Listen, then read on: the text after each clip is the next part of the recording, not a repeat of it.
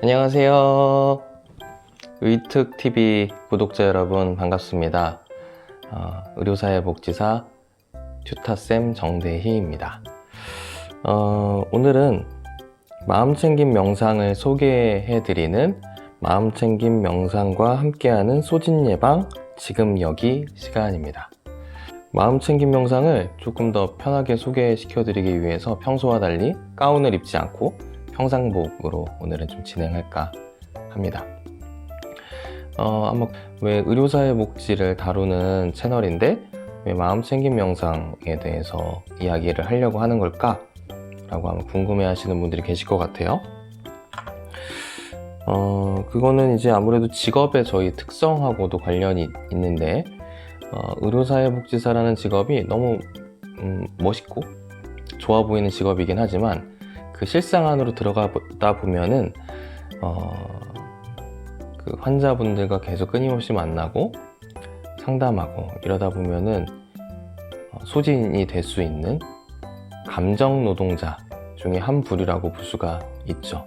그렇기 때문에 그 상담을 하고 환자를 돕는 그런 도구로서의 나를 잘 지키는 것들도 되게 중요하고 이 과정에서 점점 닳아 없어지는 듯한 나를 잘 지키는 이런 것들이 필요합니다. 그게 무엇이 됐든 간에 개인적인 취미생활로 하든 뭐 전문적인 다른 것들은 어떤 걸 배우든 어떤 방식으로든 좋은데 그 중에서 좋은 방법 중 하나가 소진을 예방하기 위한 좋은 방법 중 하나가 저는 마음챙김 명상이라는 생각이 들었습니다. 그리고 제가 실제로 한번 2019년 5월부터 계속 해오고 있고요. 해보다 보니 좋아서 제 주변 동료들에게도 계속 알리고 제 개인 페이스북이나 인스타 계정에서도 계속 마음챙김 명상하는 활동들을 올려보고 있습니다. 그래서 의료사회복지사로서 소진을 어떻게 예방하고 잘 다룰지 한번 저와 함께 마음챙김 명상 한번 같이 알아가 보면 좋겠습니다. 삶 자체가 참 번잡하죠. 나의 삶이 아주 깔끔하게 잘 정돈되고 딱 떨어지길 바라겠지만 삶이라는 것 자체가 참 번잡한 특성이 있는 것 같습니다. 그런데 다른 사람의 인생에 대해서 계속 듣고 그분을 도와드리기 위한 계획을 하고 그러니까 내 인생뿐만 아니라 다른 사람의 인생이 잘 돌아갈 수 있게 도와드리는 의료사회복지사라는 직업은 그래서 더 번잡한 것 같습니다. 그리고 의료사회복지사가 일하는 세팅인 병원은 의료사회복지사를 중심으로 의료사회복지사의 직무를 중심으로 조직된 환경이 전혀 아닙니다. 물론 사회복지사들로 주로 구성된 사회복지관이나 그런 1차 세팅, 사회복지를 주목적으로 하는 1차 세팅에서는 최고로 높으신 분부터 말단 직원까지 다 사회복지사로 주로 이루어진 반면에 의료사회복지사가 일하는 병원은 의료사회복지사는 거의 그 병원 조직 안에 1%, 제가 일하는 큰 조직 같은 경우에는 0.01%도 안 되는 아주 소수의 직군이죠. 그래서 저희가 일하는 그런 프로세스 중에서 환자가 언제 의뢰가 올지, 오늘은 몇 건이 의뢰가 올지 저희는 사실 예측을 하지 못하고 출근하자마자 몇 명이 오늘 의뢰 오셨는지를 조회해보고 그거에 맞춰서 오늘 하루의 스케줄을 짜는 이렇게 저희가 주도적으로 뭔가 일할 수 있는 여건을 조성하기가 되게 어렵습니다. 그리고 의뢰 오신 분이 언제 태어날지가 사실 조금 부정확한 면이 있습니다. 환자분은 내일 태어난다고 얘기를 들었다 라는 얘기를 하시는데 막상 병동에 알아보면은 그게 아닐 경우도 있고요. 그런 거 전혀 없이 그런 것들 예측 전혀 못하다가 갑자기 오늘 태어난다는 얘기를 듣게 되기도 합니다. 그러면 그거에 맞춰서 저희도 지원 계획을 빨리 발맞춰서 빨리 진행을 해야 되겠죠.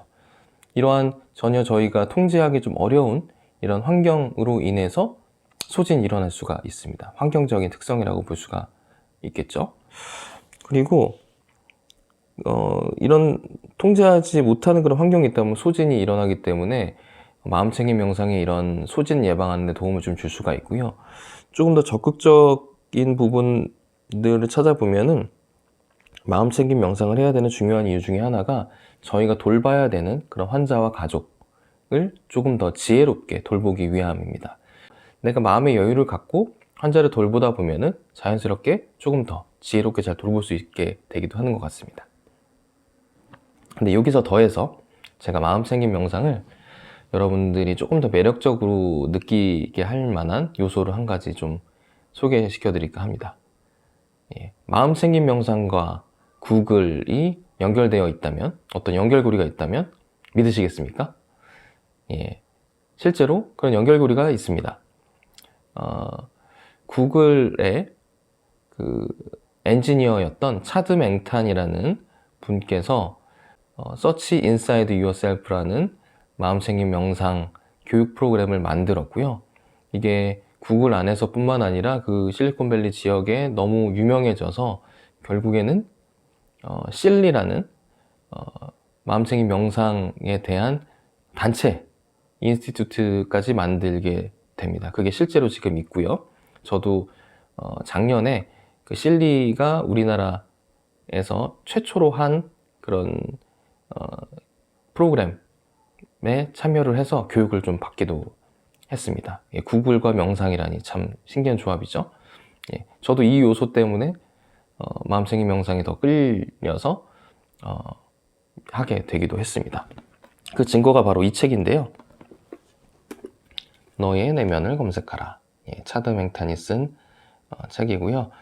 마음챙김 명상에 처음 입문하고 접하시는 분들께서는 입문서로 한번 읽어보시면 되게 좋으실 것 같아요.